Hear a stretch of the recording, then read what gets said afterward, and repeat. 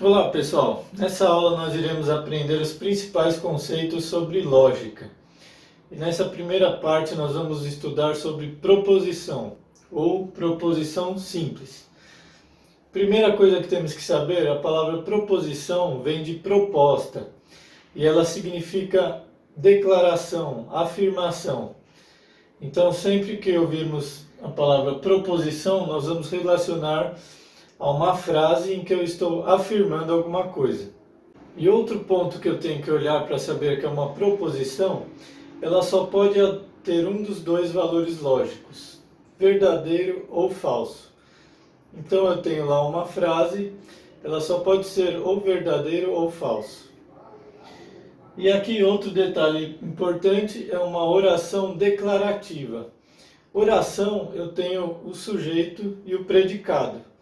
Eu não posso ter apenas o sujeito, como por exemplo, na frase o triplo de 2 mais 1. Nessa frase eu não tenho nenhum predicado, eu não estou afirmando nada. Eu tenho, no caso, somente o sujeito. Então vamos ver aqui alguns exemplos de proposição. Primeiro exemplo aqui, 6 é um número inteiro. Então aqui eu estou afirmando que o número 6 pertence ao conjunto dos números inteiros. Então, nesse caso, a proposição é verdadeira, porque realmente o 6 pertence aos números inteiros. Um detalhe que eu quero falar aqui para vocês é que nós nomeamos as proposições com as letras P em diante. Então, no caso aqui, eu coloquei essa proposição chamando de P. Vamos aqui para o próximo exemplo. A proposição que 11 é menor que 15. Essa proposição também é verdadeira, porque o número 11 é menor do que o número 15. E reparem aqui que eu tenho o sujeito 11 e o predicado. Então é uma oração declarativa. Eu tenho aqui a frase completa. Então essa aqui também é verdadeira. E aqui para finalizar os nossos exemplos, 5 vezes 6 é igual a 28. Aqui no caso é uma proposição falsa, porque 5 vezes 6 é igual a 30 e não 28. Então a proposição nem sempre é verdadeira. Não obrigatoriamente a frase tem que estar certa. Ela tem que estar completa e afirmando alguma coisa. Outro detalhe, não precisa necessariamente ser uma frase. Aqui, por exemplo, eu coloquei uma equação. Agora vamos estudar um pouquinho o que não é uma proposição.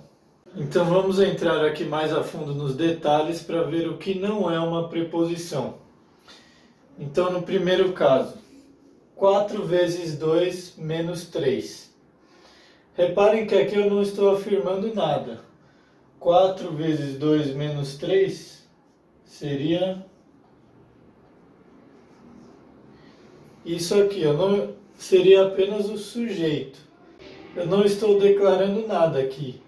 Para que fosse uma proposição, eu teria que falar que isso é igual a alguma coisa ou maior que outro número. E assim por diante. Então aqui eu não tenho uma oração completa, eu tenho apenas o sujeito. Aqui nesse segundo caso, 3 ao quadrado é igual a 9. Então muita atenção aqui que agora eu coloquei um ponto de interrogação.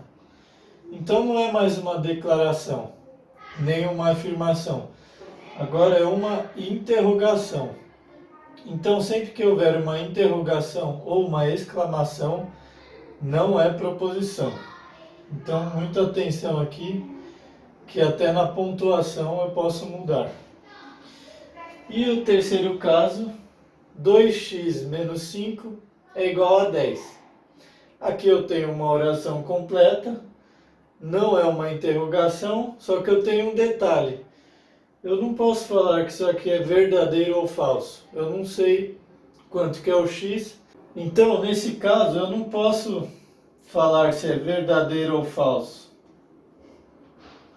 ela não tem nenhum dos dois valores lógicos. Então, por isso, não é uma proposição. Bom, então esses foram os conceitos principais de proposição. E agora, em seguida, nós iremos aprender sobre negação de uma proposição.